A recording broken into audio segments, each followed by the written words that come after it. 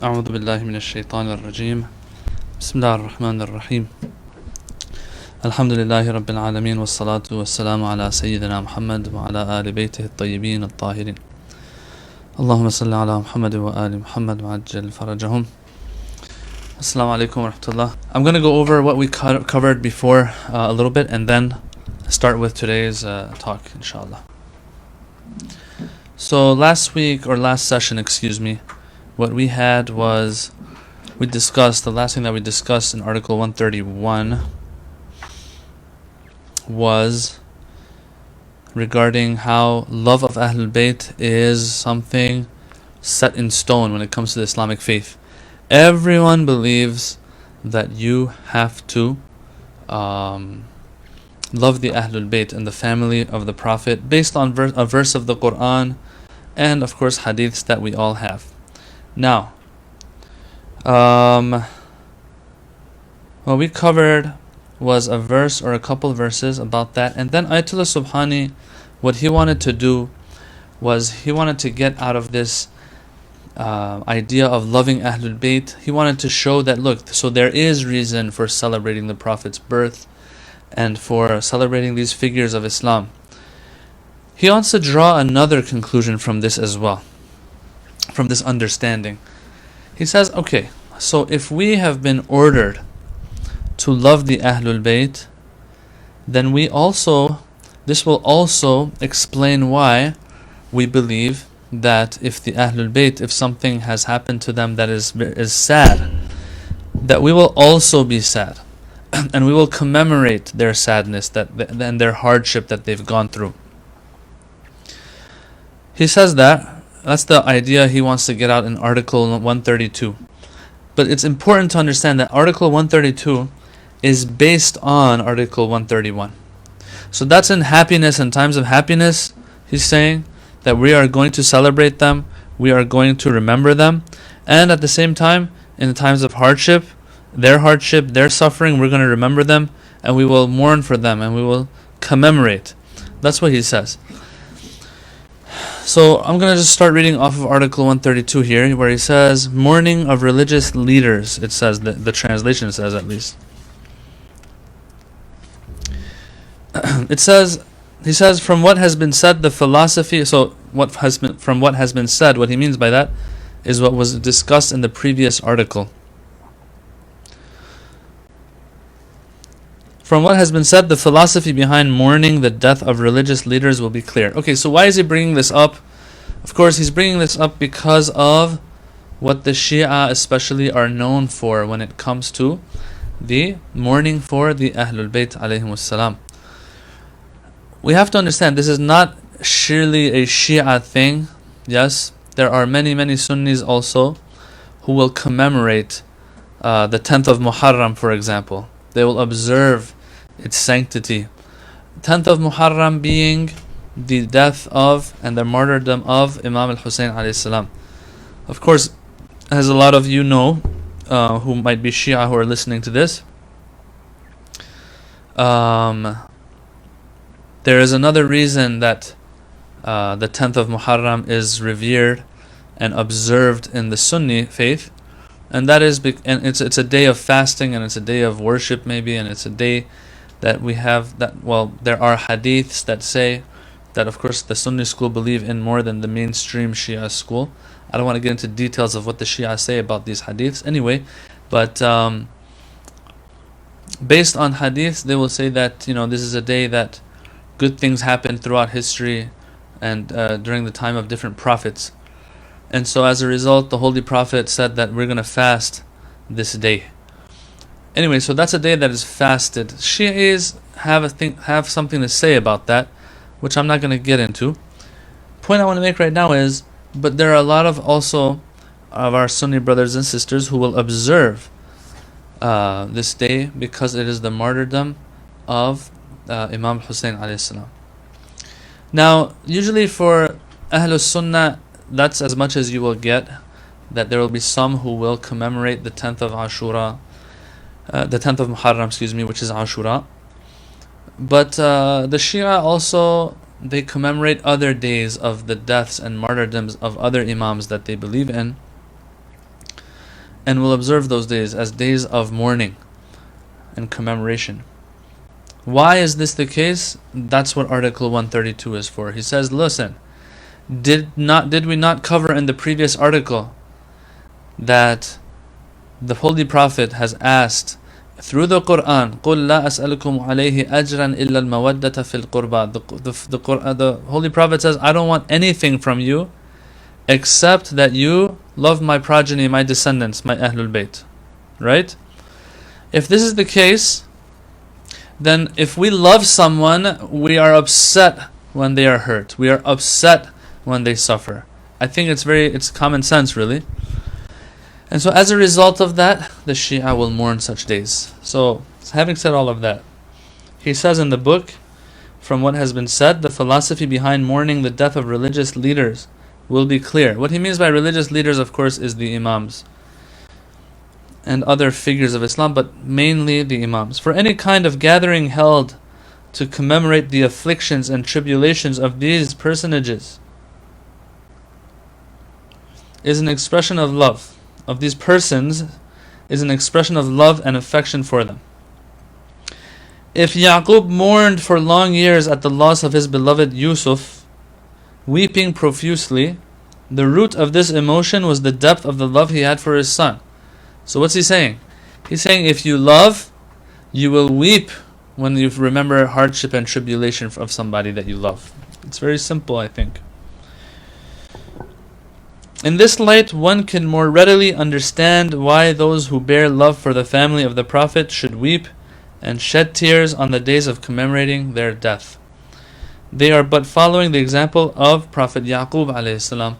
So Ayatollah Subhani is trying to get away with this, and I'm not saying he's wrong about it, but he's trying to say that yes, look at Prophet Yaqub, and the Quran mentions that Yaqub wept over Yusuf. Does the Quran scold him?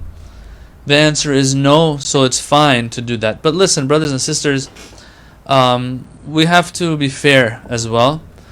There will be answers that will be given to this. Prophet Yaqub wept for his son because his son had he was gone and he didn't have access to his son.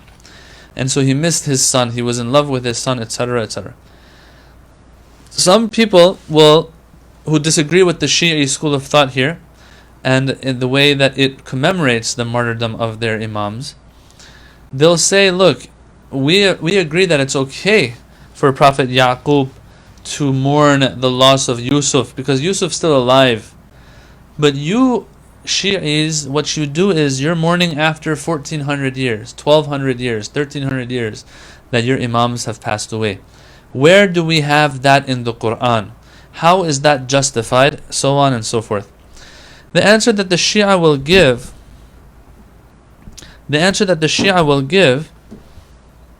is that, look, we first of all have many hadiths in our sources that encourage us to weep for a person like Imam Hussein alayhi salam. And with that weeping and emotional connection that takes place, and through that it is that the memory of Ashura is kept alive, the memory of Imam Hussein is kept alive. And the Shia school believes that yes, there were people throughout history who were okay with and who would like to have been able to wipe out the memory of Imam Hussein. If Imam Hussein had not been kept alive by the tears of people, because when you shed tears for something or somebody, that's when an actual emotional connection has taken place between you and that thing, and a strong bond is there, and it's hard to get rid of that thing. Others can't get rid of it that easily anymore. It is only through that the memory of Imam Hussein is kept alive. So we have, the Shia school has many hadiths, brothers and sisters. We have to understand, as a person who's not from the Shia school of thought, I have to understand, for example, that the Shia follow the Imams when it comes to learning what Allah wants from them. The same way in the Sunni school, maybe, there will be people who will, and this is mainstream, will follow the Sahaba. And the amal of the Sahaba in learning, when it comes to learning about the deen and what the deen wants. And then later on, the four Imams of the four madhahib. Alright, so a person who understands that, okay, the Shia, they follow what Ja'far al-Sadiq alayhi salam says, what Muhammad al-Baqir alayhi salam says, then they should accept at least that, okay, these people aren't acting upon whim. They are doing it, they have reason for it.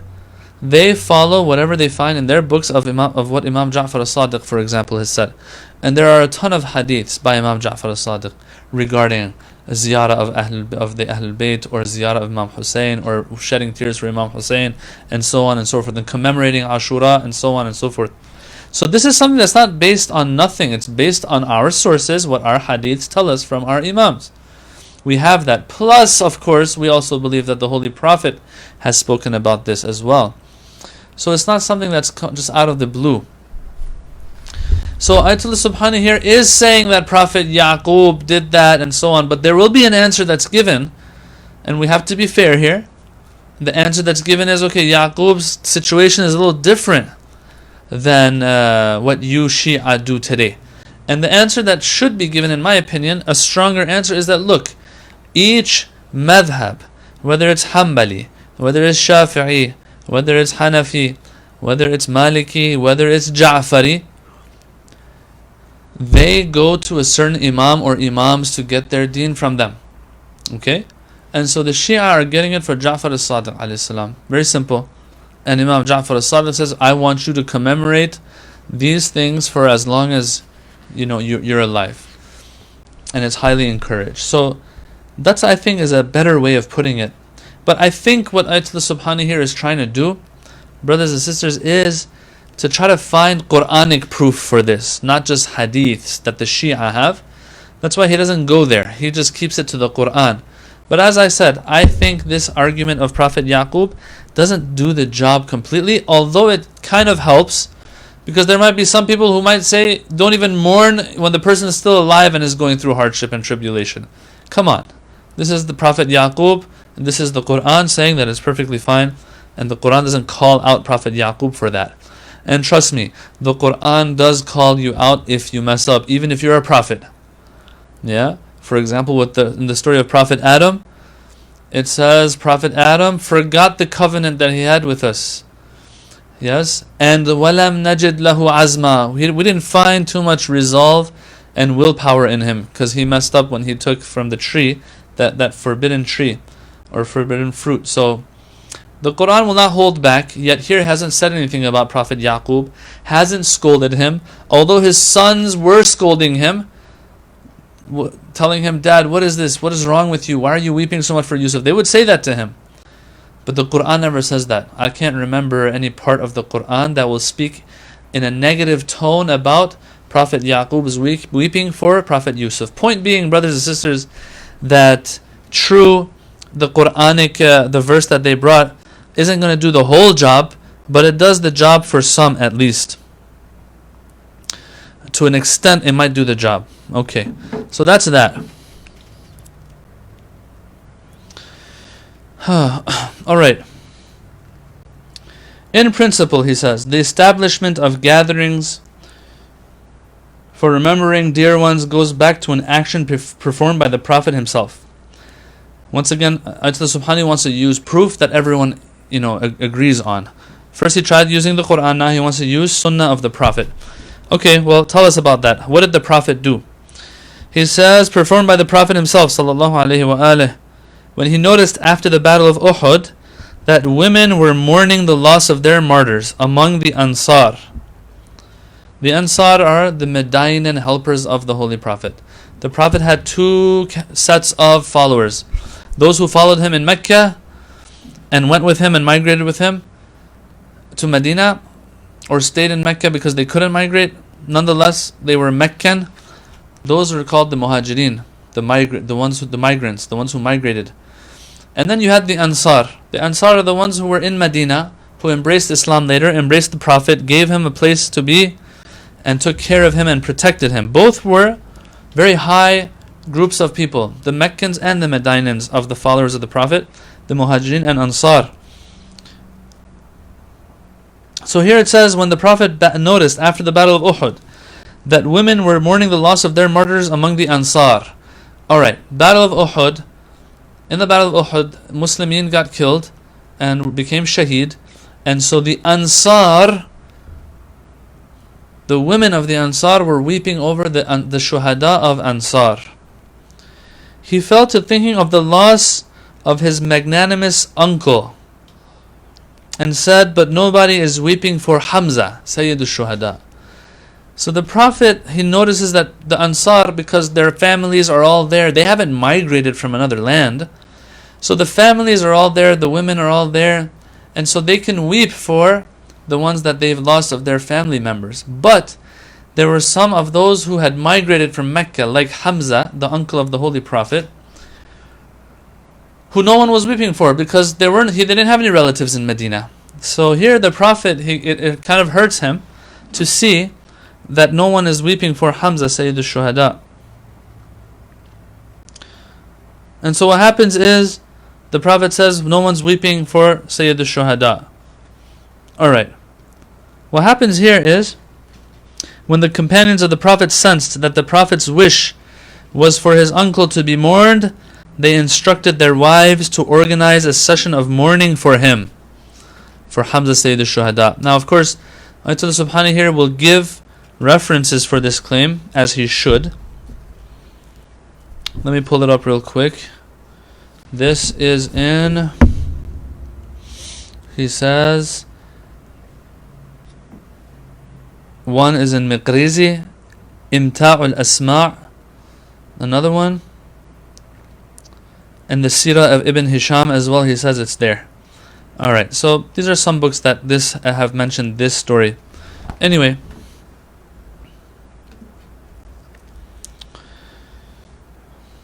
the session took place, and the Prophet ﷺ, out of appreciation for this expression of compassion from the mourners, made a prayer on their behalf. He prayed for them. He said, may God have mercy on the Ansar. Then he asked the leaders of the Ansar to tell their women folk to return to their homes, as if like, okay, thank you, that's enough, that does the job.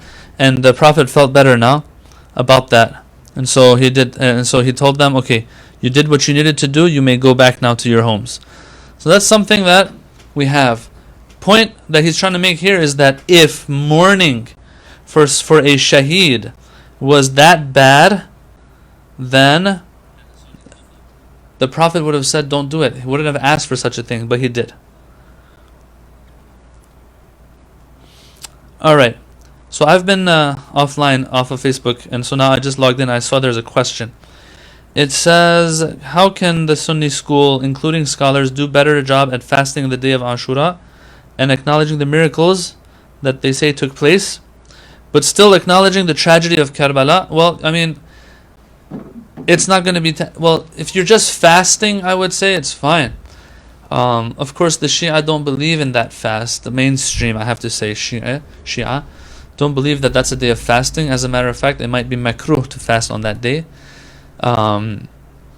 But if a person, an unbiased Sunni brother or sister, is going to fast that day because in their madhab it is mustahab to fast, then they can fast, but it might be better to not celebrate that day as an Eid, as if, because that's the feeling that you get sometimes. Now, I do have to say this, by the way, that our Shia brothers and sisters have to understand that if a Sunni brother or sister is celebrating that day, it's not because of they might, God forbid, have animosity towards Imam Hussein alayhi salam. They're just following what their scholars are telling them, and their scholars are following the madhab, what the madhab tells them.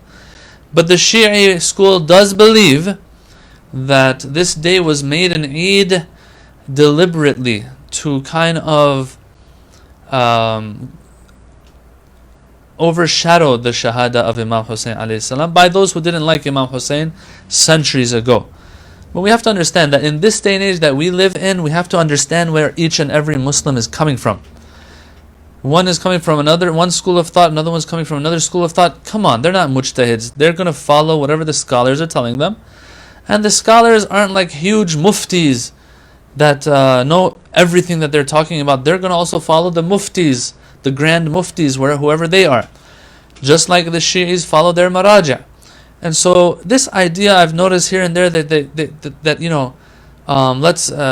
this person is fasting and celebrating, because he has problems with Imam Hussein alayhi salam. No, it's not the case. I have to disagree, But at the same time, I would, as a word of, just humble advice to our Sunni brothers and sisters out there who care about, unity and their fellow Muslim brothers and sisters of the Shi'i school, that if you're going to fast that day, you fast that day, but let's not make it a day too much of celebration. This is, in the Shi'i school, this is the saddest day of the year.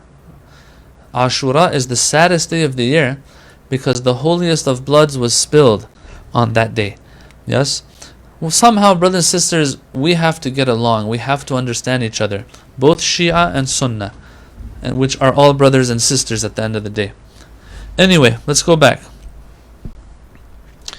It says, in addition, mourning for those martyred in the path of God has a philosophical underpinning. There's a reason for it as well. So he's saying, look, we have hadith for it, we have stories for it, we have verses that talk about Yaqub, and so on and so forth. True. But even if you start thinking about it a little bit, you can come to certain reasons why Islam would encourage commemorating the martyrdoms of these great figures of Islam. What is that? He says, maintaining the grandeur of such persons is a means of preserving their school of thought, thereby upholding the perspective which is founded upon sacrifice for the sake of religion. A shaheed, remembering an imam who is martyred, especially Imam Hussein alayhi salam, remembering him equals remembering resistance against batil. It equals patience in the face of tribulation. I mean, today you have people coming left and right with their issues, with their problems. Everyone has problems in their life. Everyone's struggling. And you will find people who will say, I don't know why this is happening to me. What is wrong with me? Is God upset with me? Even this much is enough. Even if Imam Hussein, what he did helps people like this, and that's all, it would still be something worth keeping his memory alive for.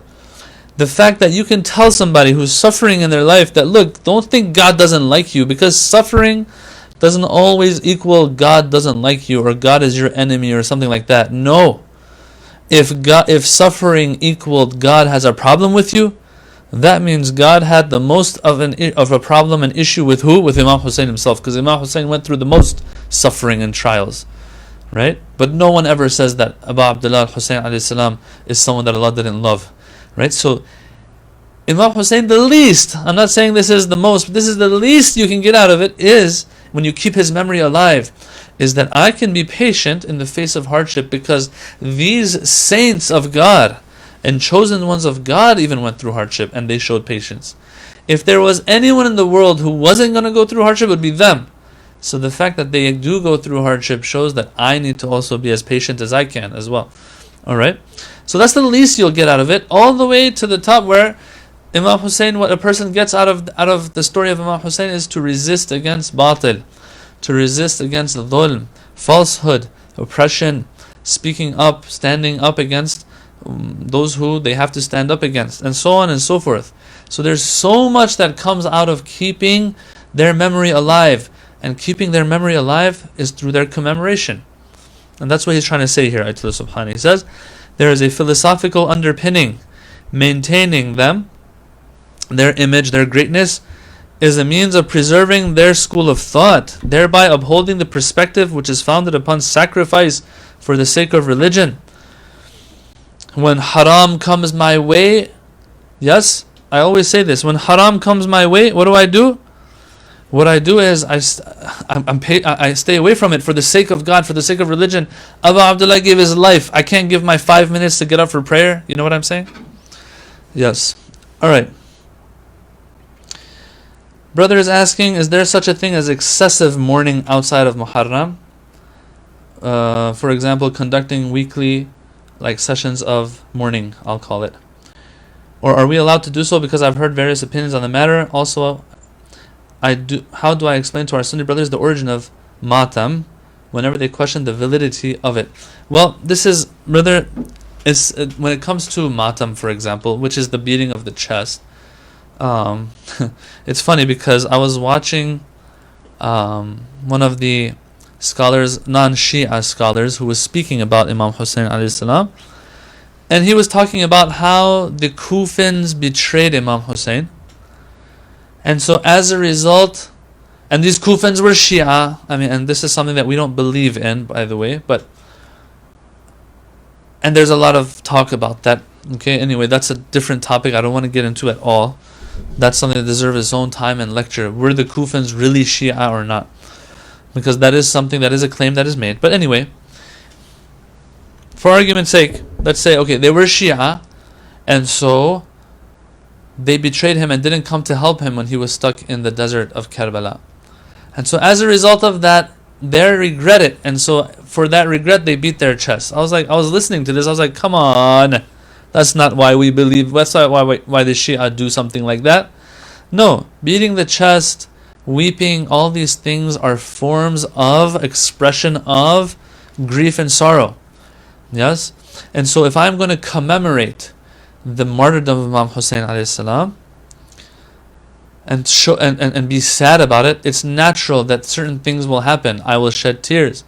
I might hit my chest like this, like mothers do when they see that their son has died. They beat their chest like this, or with an open hand.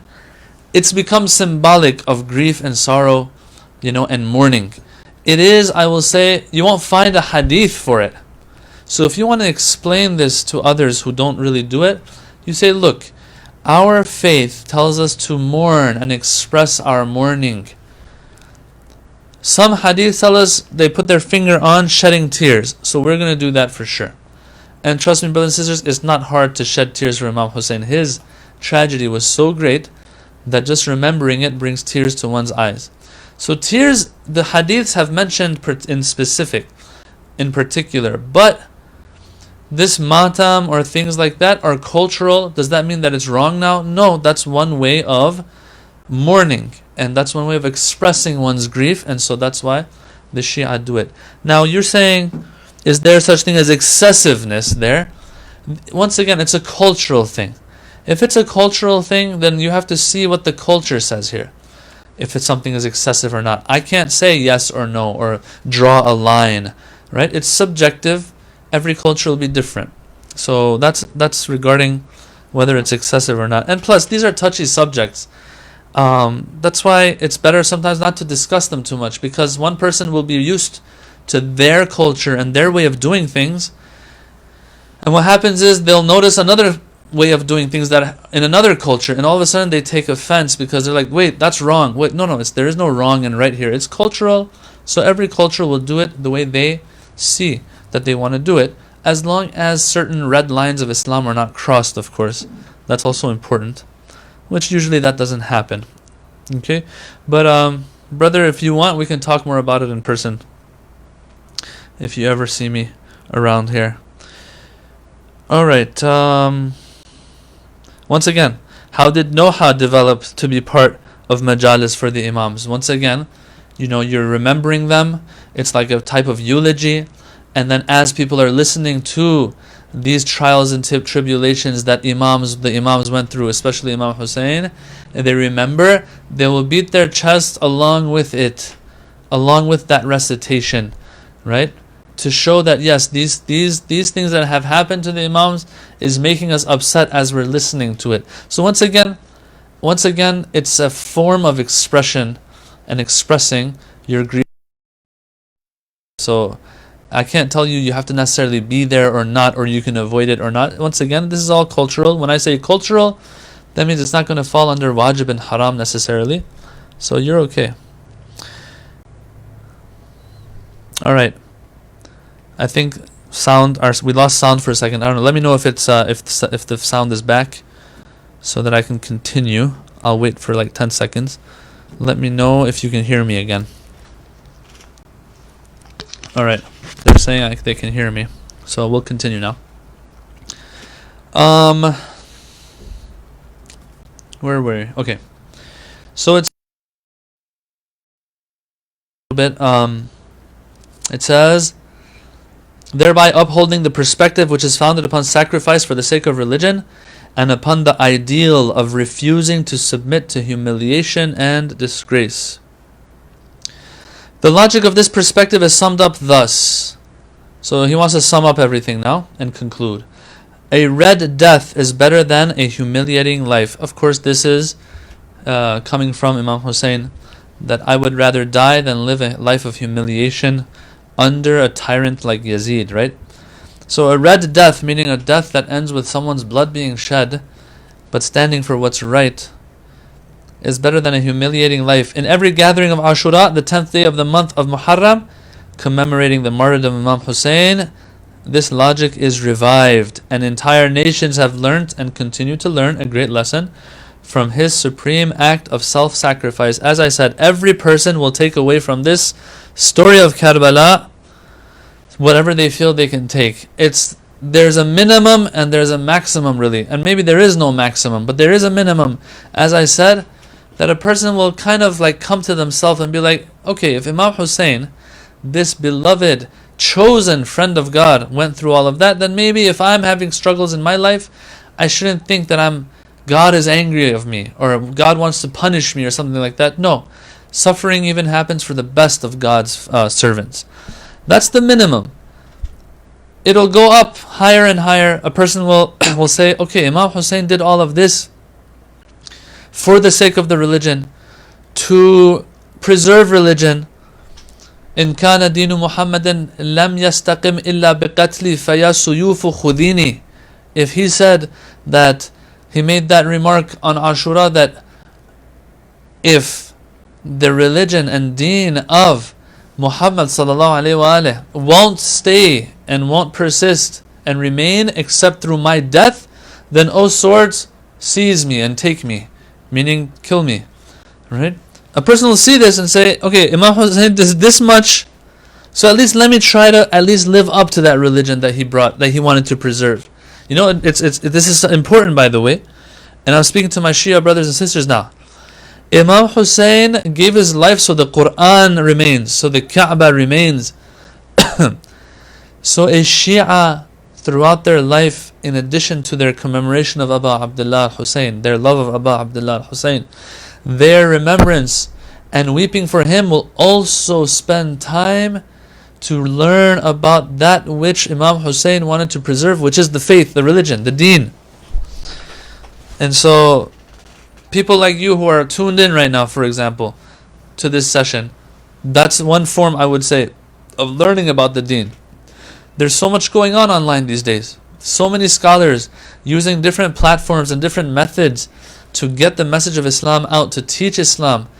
Yes, we will be held, I think, a little responsible if we get lazy here. So anyway, all in all, Imam Hussein will inspire, yes, for the betterment of us when it comes to religion, and even more, we believe Imam Hussein can inspire all of humanity and have a good effect on all of humanity, Islam or no Islam, it doesn't matter, because his movement was a movement that even transcends all of these boundaries.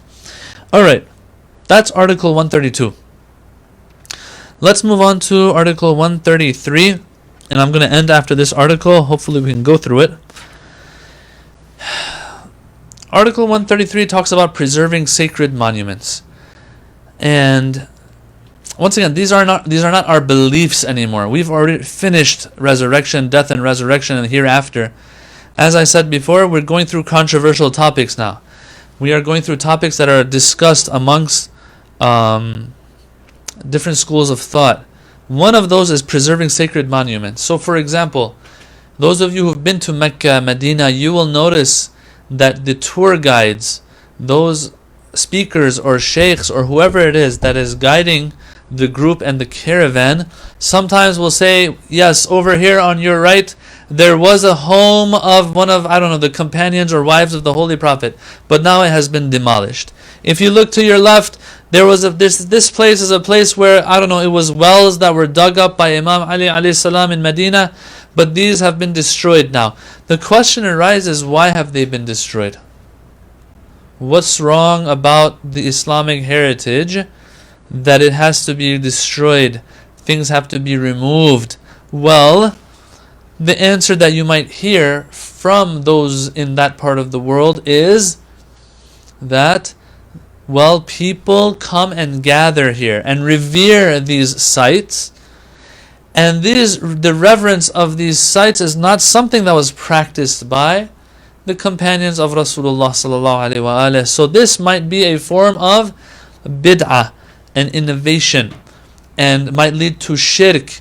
You only revere God and revere those things that God has allowed. So for example, you can revere the Kaaba, you can touch the Kaaba, you can kiss the Kaaba, you can kiss the Hajarul Aswad, the black stone and the pillar of the Kaaba. You can do all of that because that's what the Prophet would do, that's what the Sahaba would do. But anything other than that, you're not allowed to. It doesn't matter how much you revere that thing and how sacred it is in your eyes. So for example, when you're doing tawaf around the Kaaba, you will notice that there are people there who will stop you from, for example, touching, kissing the place, the Maqam Ibrahim, where Prophet Ibrahim set his foot to build and rebuild the Kaaba. No, you're not allowed to do that. You can't. I've seen even people like trying to look in that glass to see what it is, and they are scolded for that, and they are pushed away from that so that they don't commit, I don't know if it's shirk or whatever they want to call it. So these holy sites that are revered, you'll notice that one after another they're being demolished, they're being razed to the ground, and there's no sign of it anymore after a while. There's so many things that in Medina and Mecca that they have for us, and when you see it, you remember the history of the Prophet, but now it's no longer there. So that's what this article is for. He wants to talk a little bit about this issue, this matter at hand. And it's crazy because when you go and you look and you read into history, maybe 150, 200 years ago, when you read of these ulama of the Shia school, for example, and Sunni school of thought, how they were worried when the Wahhabi school took over Mecca and Medina and started, doing what it was doing there, getting rid of graves or monuments on graves and getting rid of the heritage there. You can read the writings back then of scholars writing to each other, worried that what's going on in the Haramain Ash-Sharifain, those two noble shrines of God in Mecca and Medina. They were voicing their concern because they could see that the future didn't look too good with what was going on. Anyway, let's read a little bit.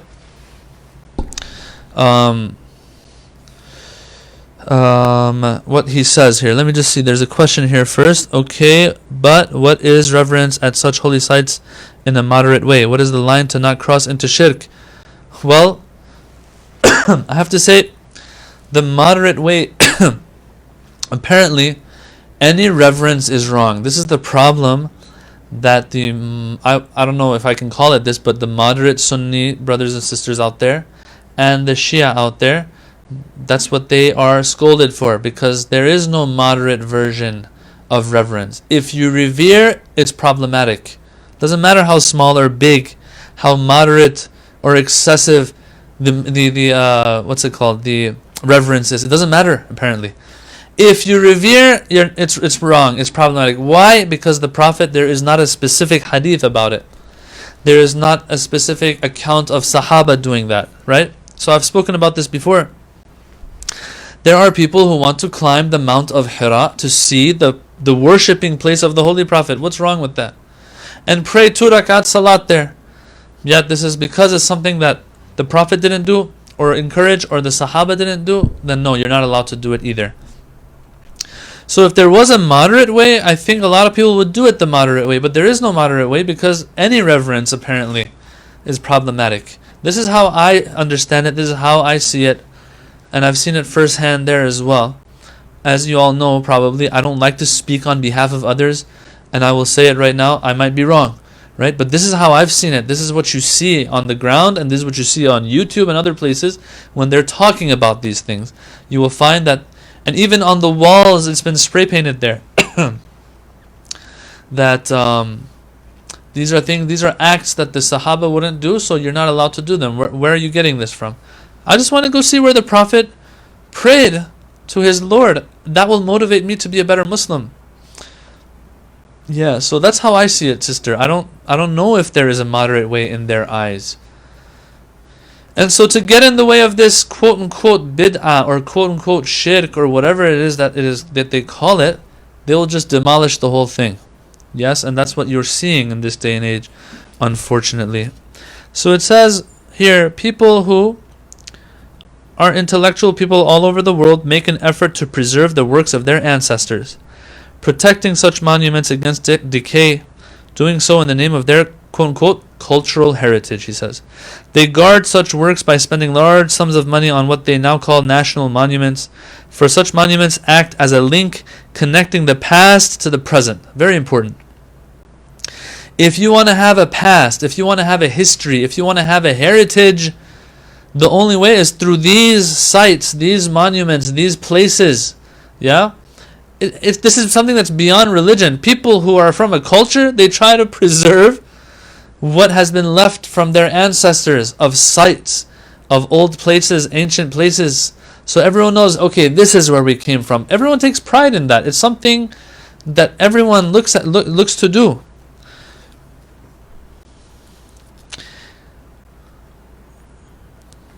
When such ancient monuments pertain to the prophets and saints, they have an influence over and above that of simply reminding people of their past. They also enhance faith and orientation towards these great individuals.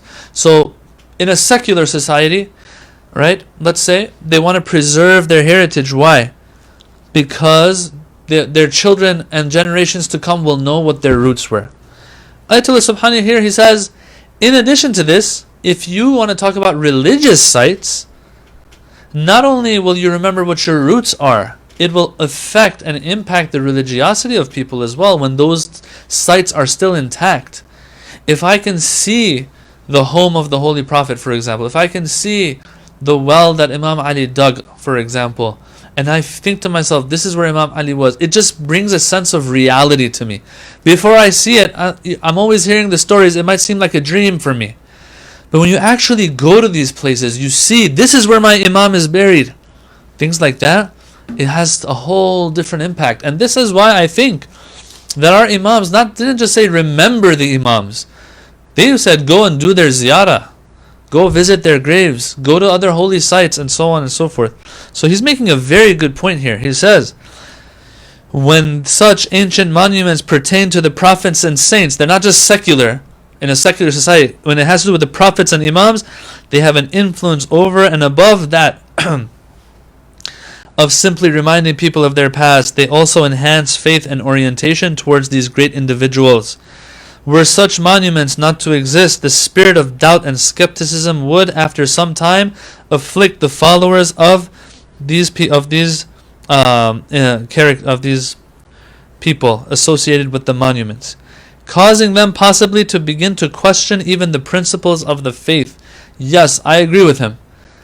I agree with him here that it has an effect on people's religiosity, whether they like it, whether we like it or not. Keeping these things intact plays a major role in people sticking to the faith. This might be said to be a contributory factor to the decline of religious orientation in the West. Now here he's making a claim. Whether I agree or disagree with him is a different story, but he says in the West we find this. How? He says today the very historical existence of Jesus is even being disputed by some skeptics. This is a fact. Yes, there are some who will even deny that there is a historical Jesus. They will say, okay, whatever, biblical Jesus that's in the Bible, whatever. But there is no corresponding historical figure by the name of Jesus. It's just a made-up thing.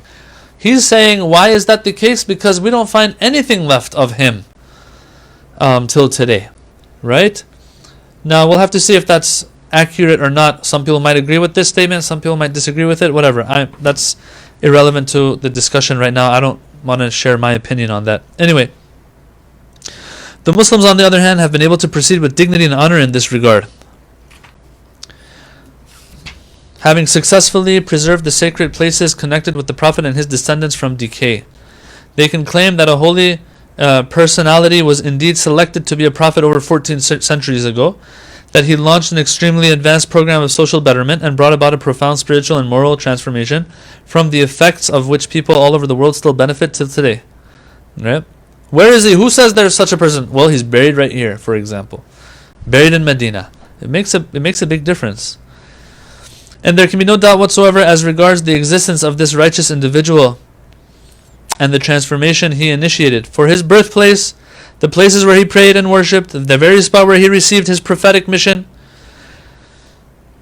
the places where he preached, the areas where he defended honorable people, and the very material on which he wrote letters to the world leaders of his age, along with hundreds of other relics and traces of his life, all have been kept intact with special care and tangible, concrete signs of his presence. These things add up, brothers and sisters. If someone can deny, God forbid, the existence of Jesus like 2,000 years ago, one of their main arguments is going to be, I don't see any traces of him anywhere. Show me. But here we have his letters are left, a lot of things of the Prophet are left for us to see today, to experience today. The most important is where he's buried, in Medina. Then Ayatollah Subhani, he gets into a discussion here that I'm going to have to leave for our next session. He wants to prove through the Quran now that it is something that you have to do and observe to preserve these sites. He wants to use a verse of the Quran, the verse that says, فِي بُيُوتٍ أَذِنَ اللَّهِ أَن تُرْفَعَ وَيُذْكَرَ فِيهَا اسْمُهُ يُسَبِّحُ لَهُ فِيهَا بِالْغُدُوِّ وَالْآصَالِ رِجَالٌ لَا تُلْهِيهِمْ تِجَارَةٌ وَلَا بَيْعٌ عَنْ ذِكْرِ اللَّهِ, until the end of the verse, Surah Nur, verses 36 and 37. Right? He wants to use that, inshallah. We'll cover that in our next session. We have after this article ends, we have article 134, which has to do with visiting graves, and 135, which has to do with ghulu and exaggeration of the status of certain figures of Islam. And we'll be done with this chapter of controversial topics regarding the Shia faith. He covered a good 10-12 of them, and I think it was good. Once that's done, I'm gonna finish this whole series probably, because after article 5, the next 15 articles till article 150, where the book ends, have to do with hadith transmission, what ijtihad is, and all of that. I feel that is not directly connected to and related to our faith and our belief system. When I say faith, I mean our beliefs. And so it's not an aqeedah issue, it's just extra stuff that he's brought here. So I will end after next session. Our next session is in 2 weeks. Once that session is over, we're going to close this book, and that session might go longer than an hour, just letting you know. Once that's over, I will take a break from Mizan Live in April, and inshallah Ramadan will come, and we'll see if we're doing anything in Ramadan. And inshallah after Ramadan, there's a good chance that I will either continue the book, if I feel that no, it's good to continue it. If not, maybe start with a new book. But those of you who are following our social media pages and everything, you'll be updated. Just keep an eye out for the flyers, either on Instagram or Facebook. So before I end, let me just see. There's 2 more questions here. Do current Ayatollahs share this same view of having to preserve the sites? Yes. It's very important, sister. They do share that, and they're very serious about it as well. And also other issues of transgender and things like that. These don't have to do with our beliefs, so these won't be discussed either. Transgender issues and stuff like that. So, no. The name of the book, sister is asking. Let me just say it one more time. Doctrines of Shia Faith by Ayatollah Sheikh Ja'far As-Subhani. There's also a PDF online, I've heard. Maybe you want to message the Mizan Facebook page. I think they're brothers who would know where to find that PDF, or there's links to it that they can share. Maybe, I don't know. If you want the digital version, but I think that it's on Amazon as well, if I'm not mistaken. Okay, so with that, we're going to end. Next session is 2 weeks from now, inshallah, where we are going to try our best to finish this book, inshallah. Thank you for tuning in and staying till the end. Keep us in your du'as till our next session. Wassalamu alaikum wa rahmatullahi wa